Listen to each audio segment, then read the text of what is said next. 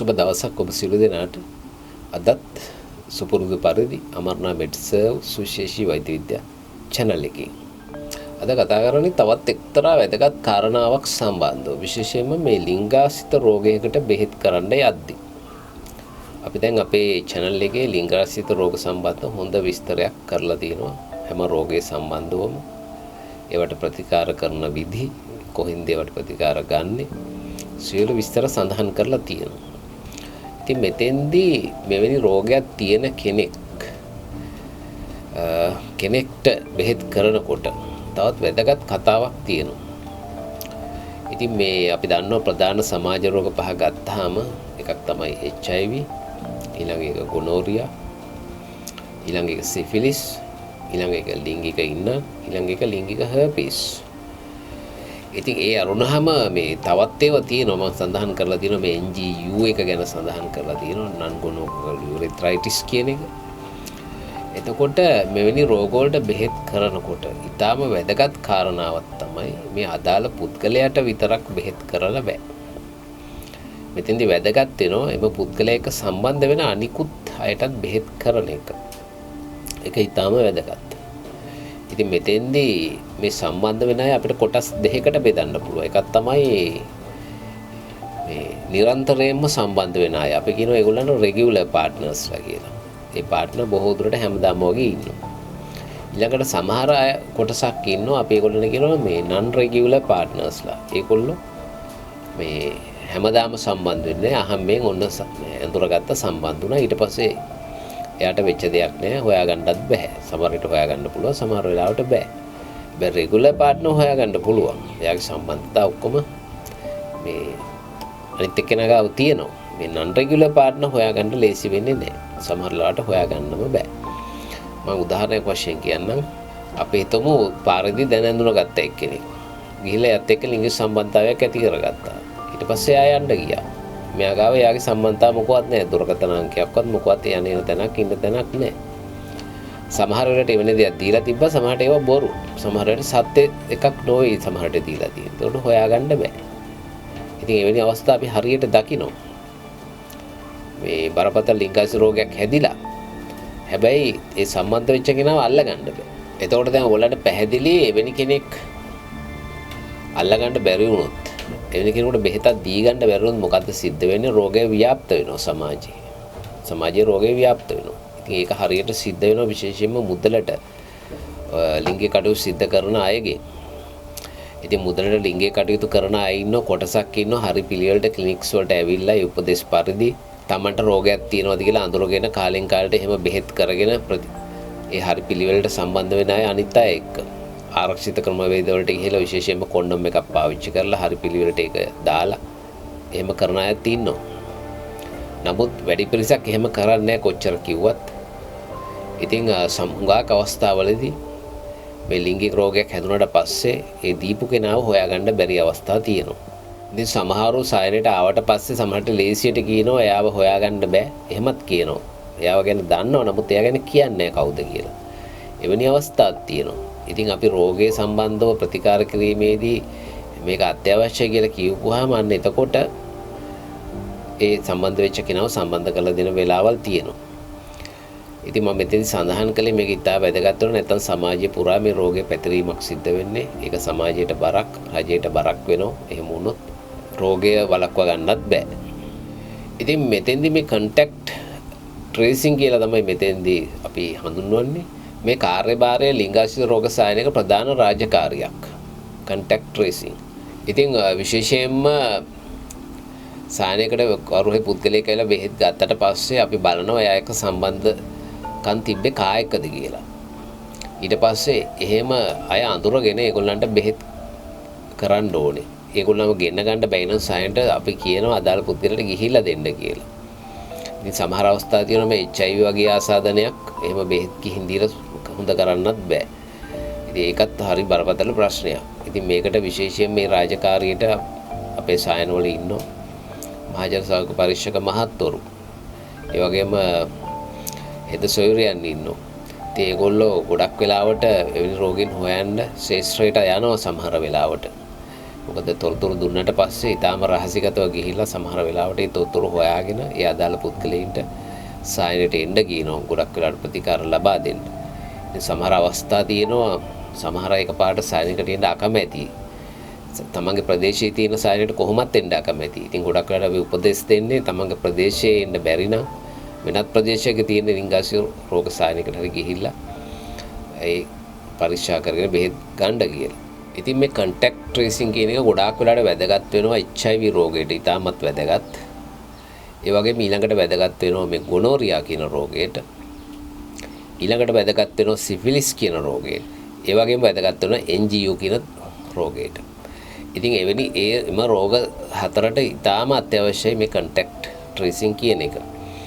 ඒ අරුණාම මේ ලිංගික ඉන්නන් එහෙම නැත්නම් ලිංගික හර්පීස් කියන දෙකට ලොකුවට අවශ්‍ය වෙන්නේ නැහැ අත වශයෙන්ම. නමුත් අර මම කලින් සඳහන් කරපු රෝග වලට අත්‍යවශ්‍යයි. ඉතින් ඒ වගේම මේ සමලිංගික පිරිමි සම්බන්ධතා නිසා අපි දකිනවා මේ සමහර සමාජ රෝගවල පැතිරීමක් වැඩි වශයෙන්. ඉතින් එවැනි අවස්ථාවකදී අපි රෝගියා සමලිංගික සම්බන්ධතාවයක් තියෙනවනේ විශේෂයෙන්ම සමලිංගික පිරිමි සම්බන්ධතාවයක් තියෙනවනේ ඒ contact tracing එක ඉතාම වැදගත් වෙනවා. මොකද සමලිංගික පිරිමි සම්බන්ධතාව කියන්නේ ලොකු ජාලයක් network එකක් තියෙන එකක් බොහෝ දුරට. එතකොට එකිනෙකා අතර සම්බන්ධකම් ගොඩක් රාශියක් තියෙන්න පුළුවන්. ඉතින් සමහරව ඉන්නවා මේ තමන්ගේ පාර්ට්නර්ස්ලා එක්කෙනෙක් ඉන්න අය ඉන්නවා, සමහර අය කිහිප දෙනෙක් ඉන්නවා, සමහර අය මේ ජාලෙම එක්ක සම්බන්ධ වෙන අයත් ඉන්නවා. ඉතින් එතකොට ගොඩක් ලොකු රිස්ක් එකක් තියෙනවා මේ රෝගයක් පැතිරෙන්න. එතකොට එක්කෙනෙකුට බෙහෙත් කළා කියලා කිසිම ප්‍රතිඵලයක් වෙන්නේ එයාට නැවතත් රෝගේ හැදෙන්න පුළුවන්. අපි කියනවා රීඉන්ෆෙක්ෂන් එකක් එන්න පුළුවන් කියලා. ඉතින් මේ සියලු දෙනාම පරීක්ෂණ වලට ලක් වෙන්න ඕනේ, ප්‍රතිකාර ලබා ගන්න ඕනේ. ඒක ඊටාම වැදගත් වෙනවා. ඉතින් සමහරව ඇවිල්ලා කියනවා මේ තමන්ගේ පාර්ට්නර් ඊටාම විශ්වාසයි, කිසිම ප්‍රශ්නයක් නැහැ. එහෙම යව පරීක්ෂා කරන්න දෙයක් නැහැ, එහෙම වෙන්නේ නැහැ කියලා. එහෙම කතාවක් නැහැ අත වශයෙන්ම. ලිංගාශය රෝගයක් තිබුණොත් ඔය මම සඳහන් කරපු අත්‍යවශ්‍ය රෝග ටිකට අනිවාර්යයෙන්ම ඒ පාර්ට්නර්ව පරීක්ෂා කරන්නම වෙනවා. ඉතින් සමහර අවස්ථා තියෙනවා මේ ගෙන්නන්නම බැරි අවස්ථාවල්. ඉතින් එවැනි අවස්ථාවල ඉතින් ලොකු ප්‍රශ්නයක් ඇත වශයෙන්ම. සමහර උදේ අපි කොච්චර කිව්වත් මේ තමන්ගේ පාර්ට්නර්ස්ලා එලි කරන්නේ නැහැ, ගෙන්නන්නේ නැහැ සායනවලට. ඒගොල්ලෝ හිතනවා මේ වෙනත් ගැටලු මතුවේයි කියලා. විශේෂයෙන්ම දැන් මේ අනියම් සම්බන්ධතාවයක් තියෙන කෙනෙක් සමහර වෙලාවට කැමති වෙන්නේ නැහැ. එතකොට ගැටලුවක් එනවා. ඉතින් ගොඩක් මේ රටවල් වල contact tracing කියන එක මේ ප්‍රතිපත්තියක් විදිහට මේ ගයිඩ්ලයින්ස් හදලා තියෙනවා. ජාතික ප්‍රතිපත්ති විදිහට නැෂනල් ගයිඩ්ලයින්ස් හදලා තියෙනවා. ඒ අනුව තමයි ක්‍රියාත්මක වෙන්න ඕනේ. ඒ අදාළ ශාස්ත්‍රවල වැඩ කරන උදවිය විශේෂයෙන්ම වෛද්‍යවරු ඇතුළු ඒ කණ්ඩායම් ඒ විදිහට තමයි කටයුතු කරන්න ඕනේ. ඉතින් මෙතෙන්දී ඊටාම වැදගත් වෙන දෙයක් තමයි මේ රෝගියා සායනයට පැමිණුණාට පස්සේ රෝගියා එක්ක හොඳ විශ්වාසයක් ගොඩනගා ගන්න එක. විශ්වාසයක් හොඳ සම්බන්ධතාවයක් ගොඩනගා ගන්න එක. ඒක වෛද්‍ය කාර්ය මණ්ඩලයේ වගකීමක් වෙනවා. ඒ සම්බන්ධතාවය ගොඩනගා ගත්තට පස්සේ තමයි ගොඩක් වෙලාවට ඒ රෝගියා වුණත් ඒ තමන්ගේ තියෙන තොරතුරු එලි කරලා ඒ පාර්ට්නර්ස්ලා ගැන කියන්නේ. ඉතින් සමහර අවස්ථා තියෙනවා තමන්ගේ පාර්ට්නර්ස්ලා ගෙනියන්න බැරි අවස්ථා මම කලින් සඳහන් කළා. තමයිට පාර්ට්නර් සුවිශේෂී පුද්ගලයෙක් නම්, සමාජයේ පිළිගන්න පුද්ගලයෙක් නම්, සමාජයේ ප්‍රසිද්ධ පුද්ගලයෙක් නම්, අපි හිතමු මේ විශේෂයෙන්ම ෆිල්ම් ඉන්ඩස්ට්‍රි එකේ ඉන්න කෙනෙක් නම්, නළුවෙක් නිලියක් වගේ නම් අන්න එතකොට ඒගොල්ලන්ව ගෙනියන්න බෑ අදාළ තැනකට. ඒගොල්ලෝ කැමති නෑ යන්න නම සවුත් වෙනවට, නම එලි වෙනවට. ඉතින් ගොඩක් වෙලාවට ගොඩක් කෙනෙක් අනන්‍යතාවය එලි කරන්නේ මෙවැනි තැන්වලදී බෙහෙත් කරන්න යනකොට. නමුත් අර වගේ ප්‍රශ්න එනවා. ඒ වගේ වෙලාවක ඉතින් කරන්න පුළුවන් විශේෂයෙන්ම මේ සමාජ රෝග සම්බන්ධ අපි කියනවා විශේෂඥ වෛද්‍ය වෙනේරියොලොජිස්ට් කෙනෙකුට පෞද්ගලිකව හම්බ වෙලා එහෙම බෙහෙත් කරගන්න පුළුවන්. එහෙමත් බැරි නෑ අත වශයෙන්ම. මම මේක සඳහන් කරලා තියෙනවා අපේ කලින් වීඩියෝස් වල වුණත් රජයේ රෝහලකට එන්න බැරි නම් ඒ අදාළ විශේෂඥ වෛද්‍යවරයෙක් හරහා තමන්ට ප්‍රතිකාර ලබා ගන්න පුළුවන්. ඉතින් කොයි ක්‍රමයකට වුණත් ප්‍රතිකාරයක් ලබා ගන්න ඕනේ. ඒක ඉතාම වැදගත් වෙනවා. නැත්තම් රෝගේ පැතිරීමක් තමයි සිද්ධ වෙන්නේ. ඉතින් තවත් අවස්ථා තියෙනවා, සමහර අවස්ථා තියෙනවා මේ ගොඩක් අය අපි කිව්වට හිතන්නේ මේ පාර්ට්නර්ගෙන් නෙමෙයි ඇවිල්ලා තියෙන්නේ, මේක වෙනත් ක්‍රමයකට එන්න ඇති කියලා එහෙමත් හිතන අවස්ථා තියෙනවා. එහෙම හිතන වෙලාවල් තියෙනවා. නමුත් ඉතින් හොඳට මේ රෝගය ගැන අවබෝධ කරලා දුන්නාම ගොඩක් අයට ඒක තහවුරු වෙනවා මේ රෝගය කොහොමද ආවේ කියලා. ඉතින් මෙතන තවත් ගැටලුවක් තියෙනවා මේ කන්ටැක්ට් ට්‍රේසින් එකේදී. සමහර මේ ෆැමිලිස් වල අපි හිතමුකෝ දැන් ෆැමිලි එක එක්කෙනෙකුට ආවා. ඉතින් තමන්ට ඇවිල්ලා තියෙන වෙනත් එක්කෙනෙක්ගේ ෆැමිලි එකේ දැන් වයිෆ්ට හැදිලා සමහර වෙලාවට රෝගයක්. දැන් මෙතෙන්දි මේක එක්ස්ප්ලেইন කරගන්නේ කොහොමද? එතන ලොකු ගැටලුවක් එනවා. ඉතින් වයිෆ්ට සමාජ රෝගයක් හැදුනොත් මේ ගෙදර ඉන්න කෙනෙකුට විශේෂයෙන්ම මේ කතා කරන යුවලක් ගැන එහෙම ආවොත් එතන ලොකු ගැටලුවක් ඇති වෙලා ලොකු ප්‍රශ්නයක් එනවා. මොකද එකපාරටම ගෙදර ඉන්න වයිෆ් එක්කයි යන්නත් බෑ සාහනයකට. නමුත් සමාජ රෝගියෙකුත් හැදිලා සමහර වෙලාවට රෝහලේ වෙනත් වාට්ටුවකට ඇඩ්මිට් කරලා තියෙන්න පුළුවන්. එතනින් අන්තිමට ආයෙ දානවා සමාජ රෝගාංශයට. අන්න එතෙන්දී ගැටලුවක් එනවා කොහෙන්ද මේ රෝගය ආවේ කියලා. ඊට පස්සේ ඉතින් සමහර වෙලාවට මේ කසාදය වුණත් කැඩිලා බිඳිලා ගිහිල්ලා සමහර ඩිවෝස් වෙන තත්ත්වයට වුණත් මේ ප්‍රශ්න ගමන් කරනවා. ඉතින් සමාජයේ මෙම රෝගීන් සමාජ රෝග එහෙම නැත්නම් ලිංගාශය රෝග තියෙන රෝගීන් ගණන අඩු කරන්න නම් කන්ටැක්ට් ට්‍රේසින් ඉතාම අත්‍යවශ්‍යයි. හොයාගෙන ඒගොල්ලන්ට බේත් කිරීම ඉතාම අත්‍යවශ්‍යයි. මොකද අපිට ලිංගික කටයුතු සීමා කරන්න බෑ. ඒක කොච්චර කිව්වත් වෙන්නේ නැහැ. අපි කියන්නේ නැහැ සීමා කරගන්න කියලා. වැරදි ලිංගික ක්‍රියාවලට යන්න එපා කියලා තමයි කියන්නේ. ඒ වගේම ලිංගික කටයුතු සිද්ධ කරනවා නම් ආරක්ෂාකාරී ක්‍රම අනුගමනය කරමින් සිද්ධ කරන්න කියලා තමයි අපි වෛද්‍යවරු විදිහට උපදෙස් ලබා දෙන්නේ.